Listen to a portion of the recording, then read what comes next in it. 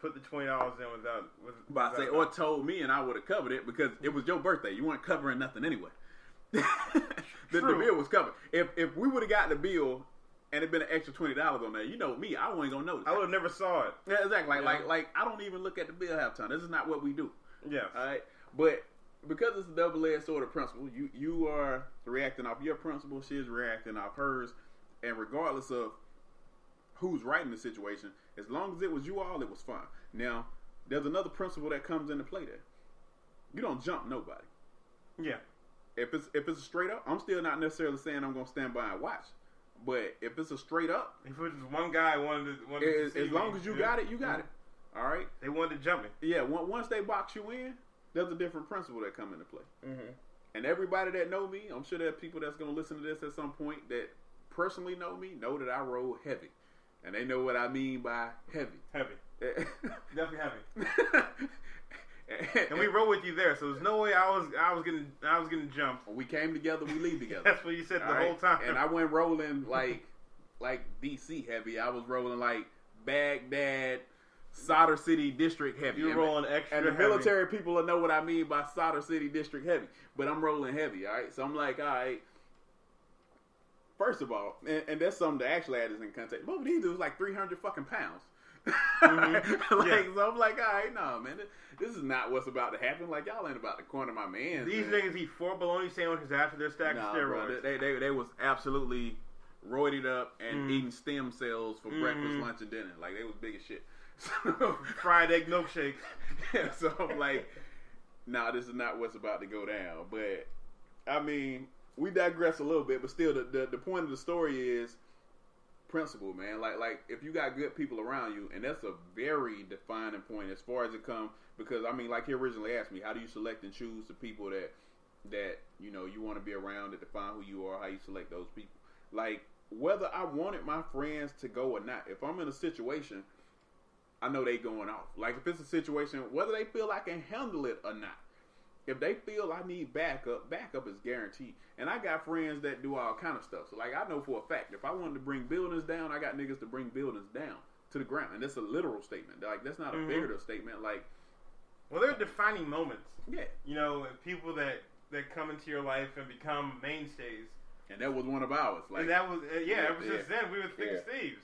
You know, but because all it wasn't about the fact that you were rolling that heavy. It was that you were there next to me. Yeah, and that's a prime example though, because like it never went to the point where even anybody fully knew that I was ride heavy, because really we was gonna fight them straight up. Like, that's not what we're doing.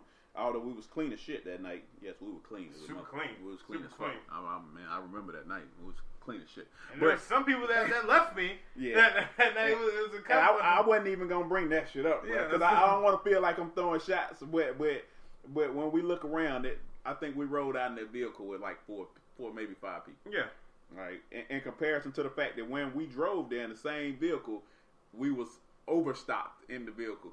All right, 100%. And so, only one person called me from the truck that was not in the vehicle with us on the way back. But again, it's a digression. Yeah. So it's like that is how I define, you know, the people that I keep around. And the way I look at it is people that'll go for me, and anybody that know me know, like, when it comes to Adonis Y. Purdue, I will say my son's whole name. When it comes to Adonis Y. Purdue, I don't play around. It's all right. So like I evaluate people very heavily off if I think they'll ride for my son or not. All right. And if you ain't riding for me, I know for a fact. Like, I don't even gotta. Yeah, you're not riding for my son. Like, I already know that for a fact. If you can't ride for his son. Yeah. So it's like, and I guess that's easy for me to say as being a parent. And when you're not a parent, you kind of gotta be a little bit like, you gotta scrutinize people, because, I mean, we live in a culture where everybody want to be liked. Everybody want to do whatever they can to have people like them, and they want to be fake, and people are generally fake. And like that's not me to be fake. I've never been fake. I will say that I've tailored myself on occasion for relationships, because love make you do some crazy shit. But like, besides, we've all adjusted ourselves. Yeah, exactly. But like, I would never like not be myself. So one of the main things I already do, and I like and I'll never change it. And this shit, once again, we're a prime example of that. Like I don't change who I am. Like shit. First time you came to my house, I had all my guns out. Every last one of them shits. Mm-hmm. I had you in my house. I had a full arsenal out on the counter. All right, now I gotta already have some kind of intuition or trust for the people I'm standing in front of to let them know that all right, I got these guns today in the house. Because really, if I didn't know, y'all could have chopped me down and robbed me right then. I mean, that's being realistic. You know what I'm saying? But you had a shotgun right in front of everybody. Yeah, exactly. You know what I'm saying? Like I had an arsenal right out there, and I'm like, you know what? Like these are the people where if something pop off, I'm going to make sure that everybody in this house got a piece of this arsenal, and I feel like for our own safety, we gonna ride together. And literally, shit. In fact, since then we were sticking Steve. Like I was at the house like every weekend, and everything was good. You were at my house a week later, barbecue. So it's like, you know, like we defined ourselves then, and man, this ties into so many things that we've already said. Adversity, failures, principles, and situations define who you are, who your friends are, and how things are handled. Because we were thinking Steve. Stadium codified it, but Stadium was one of those situations, and it's just point blank period, where it was about principle. We handled it based off principle, but Stadium was also a failure because, like we already said, we could have mitigated it simply by you know, forking up $20 and either not saying nothing or discussing it on the sideline. So you got a failure, you got principles, you got and aspects on how it played out. You got at least one woman trying to think like a man. Exactly. And you got all people in the party trying to decide, you know, what do I do based off who I am. And in that situation, and man, that's such a beautiful thing. Like it's one of them situations where you got to decide who you are and who you're not, because you also got to decide with your friends if you got the right people around when you're not the one to be handling some shit. Like my role with Rich is I was in a support role. Everybody that knows me know I'm a 100% security. Anybody cross the path, you facing me. Rich is the second line of defense type role. And if we were in the same place then that we are now, especially like being the random places we've been, your bachelor party, the random places we've been, I would have just went at them. It would have been different if it happened today. Exactly. It would have been completely different. Mm-hmm. And even then, like, I'm still me, so I knew who I was in that situation. But I like, who are you here for? Who has to lead? Mm-hmm. And any man, naturally, because most men, especially A-type men, like, have alpha male syndrome, they're going to want to be like, all right, I got the lead. Being able to be like, because your pride can get you into some shit, all right? Pride hurts you more than it helps you. So being able to be like, all right, this isn't my situation. I see what he needs. Let me evaluate it. All right, here are Rich's principles. Here's the state of mind he's likely in based off the state of mind I would likely be in. Here's the situation as far as family dynamic goes. Here is who's left. So here is who I will trust in certain situations because I don't know them, but they know Rich, and these people stayed to ride with Rich. The rest of them that left, no offense to y'all, fuck them. They're not there. Exactly. This is who I see. And this is how the situation going to play out. All right. So once all of that goes across, I know for a fact, first thing is, I'm surrendering the lead. Rich got the lead. If I go in between these guys and Rich never swing, I never swing. One of these guys come up and try to fight Rich, they get into business. If at any point we can't handle the situation, well, they get into ARs or the pump. It happens. Exactly. You know, DC or not, they get into ARs or the pump. You know me, you know how I roll. You'll get the key to the truck, y'all get the fuck out. They gonna get Baghdad. Alright. So that's just how it's going. That's just how it's gonna play out. But at the same time, and that's why you gotta have the right people around you, our principles align. Whether we agree or not, my principles align both with you and your perfectly. sister. They align perfectly. Exactly. So the principles are the same. We talk about it and joke about it now, but even right after the situation, your mama said the same thing because your mama was like, "Welcome to the family." Yeah, exactly. So it's like we know what's up. What was important is everybody got in that truck and left in that truck unharmed. Principles defined. Good. All right. We talked about the situation after. Yeah, your Ashley's principle was sound, but on top of that, you her brother. I'm new to the family. I'm handling shit. So we still hold the responsibility of making sure Ashley make it home Gucci. Ain't nobody fucking with Ashley. No. Even though I was mad as shit at her. Yeah, exactly. That's a prime example. You was mad as fuck that night. Mad. Let's use the correct curse word for that. You was mad as fuck that night. You know what I'm saying? Shannon voice up 13 octaves because you know how she go.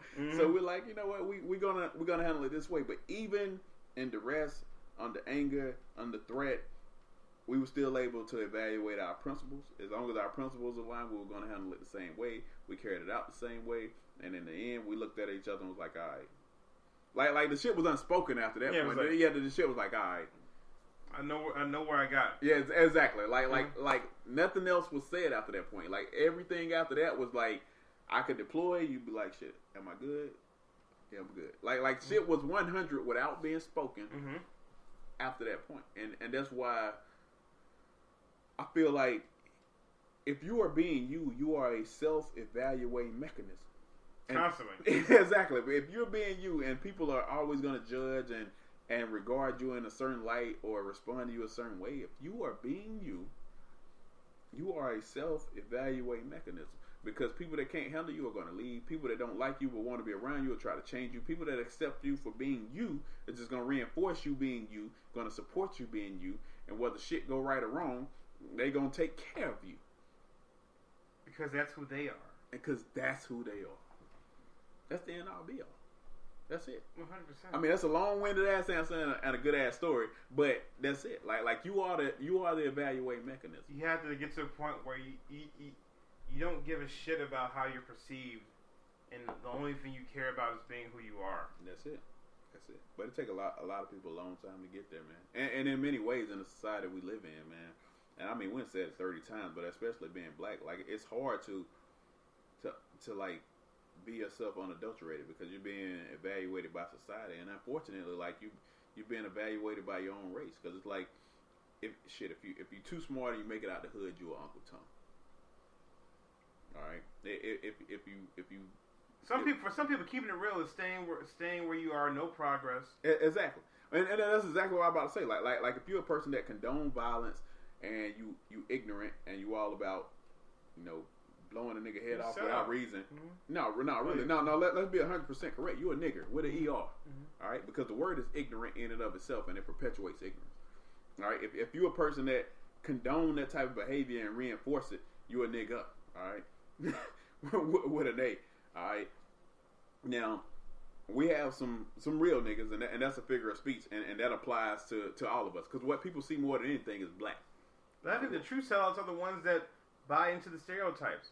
Nah, because nobody has to be a stereotype. They want you to be the stereotype. That's why I think that's why I think they're sellouts. I think because you could be so much better, and it's going to sound preachy or whatever, but like there's so much potential in humans to be great. And especially black people have gone through a lot of repression. And it's consistent. It's still going on today. When we're not expected to do better. Yeah. But we're still great. There's a reason why there's a concerted effort to hold us back. It's a threat, man. Because they know how powerful we actually are. It's a legitimate threat. But that. Oh man, that's like another whole episode. That's another episode. Yeah, that's another whole episode. But I think the theme of this is be true to yourself. Yeah. When you're true to yourself, you make choices that align with your principles. Choose people that care about you, care about your development, and that you care about as well. Yeah. And you know what? And to tie this all the way back to the beginning, because I like how you phrased that. Like tying this all the way back to the beginning. That goes the same way for being a woman. Like I could say we have some of the strongest. There's nobody stronger than black women. Like we have some of the strongest, most independent, gorgeous women on the face of the planet. Intelligent. However, and I hate it. And it's partially men's fault because it's been a concerted effort by society and by men that some women feel like they need to be a man. No, you don't. No, you don't. You don't. Be you. Be you unadulterated. And I understand sometimes that means being vulnerable. I understand why people have up a shit ton of walls, especially in the state of the quality of some of the men in the society that we live in. despite knowing the shit that black women going through. Like that's. But that vulnerability is what makes women so great. Because makes women. Because they